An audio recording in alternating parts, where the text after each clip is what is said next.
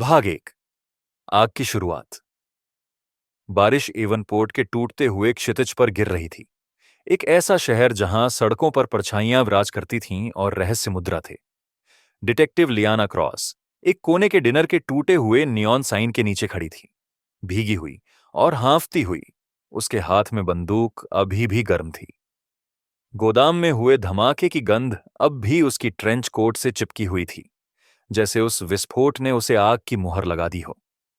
सड़क के पार गली के कोनों में गोलियों की आवाज गूंज रही थी, एक हिंसक लय जिससे लियाना अब तक अभ्यस्त हो चुकी थी। लेकिन आज की रात सिर्फ एक और छापेमारी नहीं थी। आज की रात वो शामिल था, राफ मैडॉक्स। उसे देखे हुए 3 साल हो चुके थे, उस रात से जब वो एक असफल अंडरकवर मिशन के दौरान गायब हो गया था। हर कोई मान चुका था कि वह मर चुका है। उसने भी लगभग मान लिया था, जब तक कि वो आज रात अचानक नहीं आया, नकाब में, काले टैक्टिकल गियर में, और उसे एक स्नाइपर की गोली की राह से खींचकर बाहर नहीं निकाला। अब वो फिर से गायब हो गया था। उसने अपने कान में लगे ईयरपीस को छुआ। मुख्यालय, ये क्रॉस है। घोस्ट असली है। मैंने उसे देखा, उसने मेरी जान बचाई। सिर्फ स्टैटिक। फिर कप्तान हार्लो की करारी आवाज आई। तुम्हारा मतलब मैडॉक्स से है? असंभव। वो 3 साल पहले कारथेज में मारा गया था। नहीं सर, वह जिंदा है और वह अब अंडरग्राउंड काम कर रहा है। कुछ क्षणों की चुप्पी।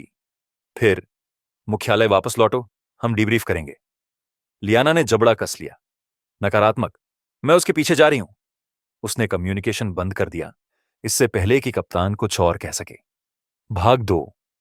घोस्ट का पीछा राफ को ट्रैक करना आसान नहीं था। वह हमेशा अच्छा था, बहुत ज्यादा अच्छा। लेकिन कभी लियाना उसके पैटर्न और आदतों को जानती थी। जब वे सिर्फ टीम पार्टनर ही नहीं, उससे कुछ ज्यादा थे।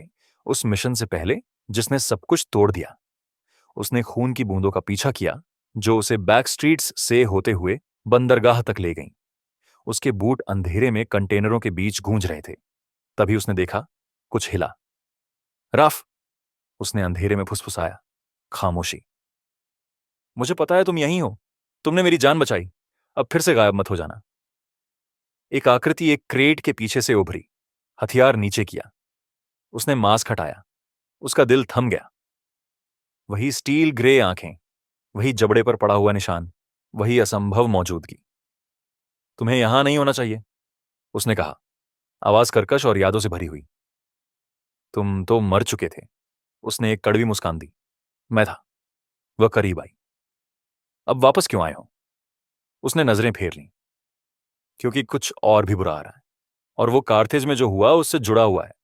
हमारी पूरी यूनिट, जो कुछ हमने जाना, सब एक जाल था।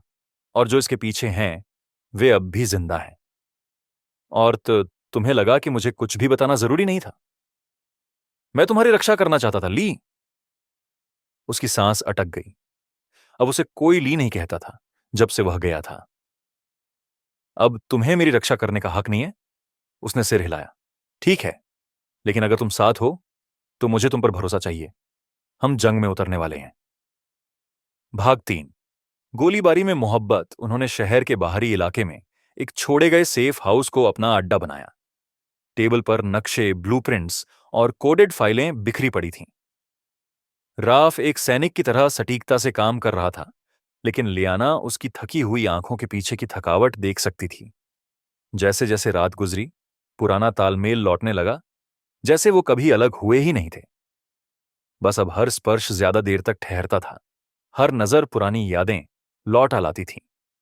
आधी रात को उसने देखा कि राफ उसे देख रहा था। क्या हुआ? तुम बिल्कुल नहीं बदली, उसने कहा। तुम बदल गए हो, सख्त हो गए हो। उसने बिना हंसी के हंसते हुए कहा, जिंदा रहने के लिए बनना पड़ा। वह और करीब आई। तुम मुझे शामिल कर सकते थे। उसने उसका हाथ छुआ, हल्के से। मैं नहीं चाहता था कि तुम फंस जाओ। वो सब देख रहे थे। तुम ही एक अच्छी चीज बची थी। लियाना का दिल दुख उठा। बहुत कुछ खो गया था, बहुत कुछ कहा नहीं गया। बिना सोचे वह उसके करीब आई और होंठों से उसके होंठों को छू लिया। 3 साल की दबी हुई भावनाओं से भरा हुआ एक चुंबन। ये आग था, दर्द था, सच्चाई थी। जब वे अलग हुए, उसने धीरे से कहा, अगली बार गायब मत होना। उसने आंखों में तपिश के साथ सिर हिलाया। अगली बार नहीं होगा। ऐसे ही नेक्स्ट पार्ट देखने के लिए कमेंट करें पार्ट 2 और याद से सब्सक्राइब करके बेल नोटिफिकेशन ऑन कर देना ऐसी मोर इंटरेस्टिंग वीडियो के लिए।